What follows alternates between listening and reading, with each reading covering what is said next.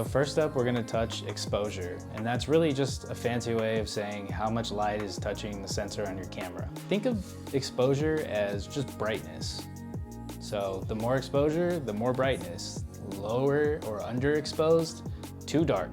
To master exposure, you'll need to understand the exposure triangle: ISO, aperture, and shutter speed. Aperture refers to the size of the lens opening that allows light to enter the camera. Shutter speed determines how long the camera's shutter remains open to capture light.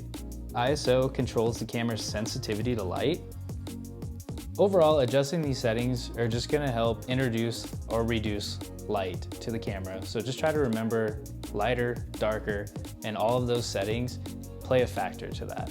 Something to remember about aperture is that you're gonna hear wide open, and typically that refers to when you look at your lens, you'll notice it says like f1.8 or 1.2 or something like that.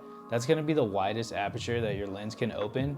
And if you shoot at that like f1.2, it's gonna give you a shallow depth of field. So if you're focusing on something, it's gonna blur the background out. Just remember, exposure takes time. I highly recommend shooting in manual and just going out there and testing it out every time you shoot.